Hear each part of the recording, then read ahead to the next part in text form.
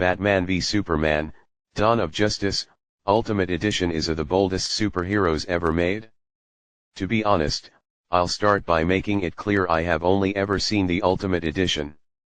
I'm aware of what was cut out for the theatrical release, so I will concede up front that most of the criticisms about pacing, editing, and missing bits of plot at release were merited. With that caveat out of the way, I must reiterate that this was bar none the boldest superhero movie I have ever seen.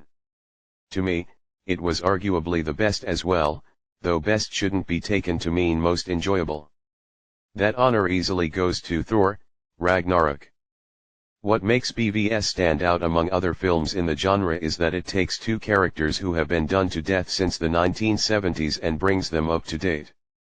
I recently tried to watch Superman, the movie, for the first time in a number of years, and while it was still good and Reeves will always be iconic, I just couldn't take it seriously. I'll put it this way, if the story in BVS was stupid, in your view, but Superman turning back time by spinning the Earth backward on its axis didn't seem like one of the dumbest things you have ever seen in any movie from any genre to the extent that it outright ruins the movie for you, then your opinion about BVS isn't worth much. Nostalgic bias was always going to be a problem for this movie, and the way people reacted to and reviewed Man of Steel was telling in this regard.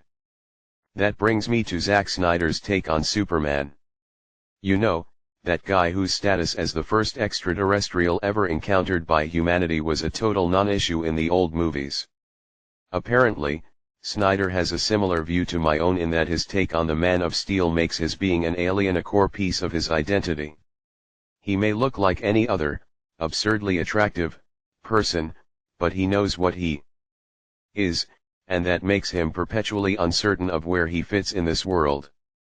He is essentially good and really does care about people, but he struggles to truly empathize with the likes of us. To be human is to be frail, and that is not something he can easily relate to. This is the root of his conflict with Batman. Just as Clark struggles to genuinely relate to most people, Snyder's Batman either refuses to or otherwise just can't relate to Superman.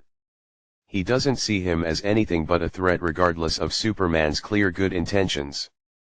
Remember, a small group of Kryptonians were able to bring humanity to the brink of extinction in less than a day, and Bruce Wayne is nothing if not a realist.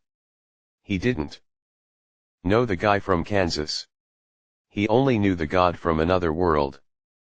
While Batman's anger toward and fear of Superman are readily apparent from the start, Superman's inability to imagine things from Bruce Wayne's perspective only becomes truly apparent during their first real interaction. This reminded me of the animated version of The World's Finest storyline, where Superman judges Batman harshly for using fear tactics and threats of violence, also, actual violence, to get the job done. Superman wasn't willing to consider what it would take for a human man to fight criminals and save innocents, or what that life would do to him over time. Just as Batman didn't see the guy from Kansas, Superman didn't see the man who lives his life trapped in one brutal, unthinkably traumatic moment. This was beautifully conveyed during the film's opening moments. And had spent his whole adult life bearing witness to humanity at its absolute worst. The conflict between these two characters is as old as human history. They want the same things, but they can't understand one another. So they fight. And what a fight it was. Watching a fight between, say, Captain America and Iron Man was, to me, more frustrating than anything because each understood the other's perspective perfectly. The fight between Batman and Superman in BVS was genuinely gut-wrenching, as intended, because they would have understood one another if either had tried. The whole sequence highlighted Batman's tactical prowess and ability to control a situation. Maybe the most badass thing about the fight was that it ended exactly where Batman planned. That brings me to the big elephant in the room named Martha. I can't recall exactly which YouTuber put it this way, but if you thought the Save Martha exchange was about their mothers having the same name, you had your brain turned off. The brain-on people have explained this to death, but it bears repeating. This was the moment when Superman became humanized to Batman. He was about to die, and his only concern was for his adoptive human mother. He still believed that the man about to take his life would do the right thing.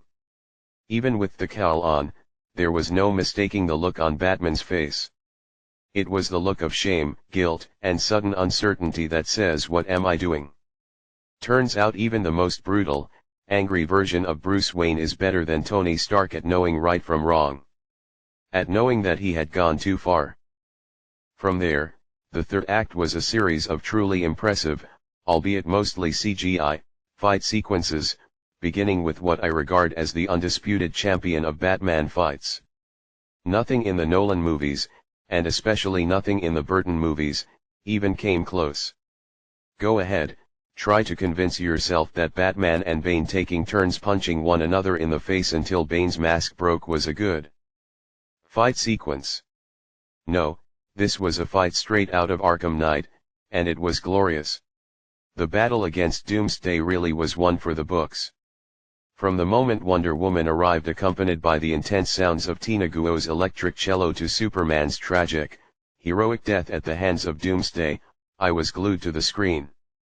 Sure, the mere presence of Doomsday spoiled the end to a degree, but watching the Man of Steel laboring to carry that kryptonite spear towards certain death was no less impactful. A brief word on Jesse Eisenberg's take on Lex Luthor. At least one other reviewer on this site already said it best when they pointed out that this was his origin story. If you consider his scheme objectively, he is actually one of the more formidable incarnations of the character.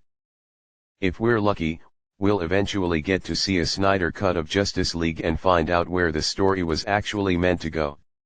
For the record, Joss Whedon and Danny Elfman both should have said no to taking a dump on someone else's art. 9/10, but anyways, see you later, bye.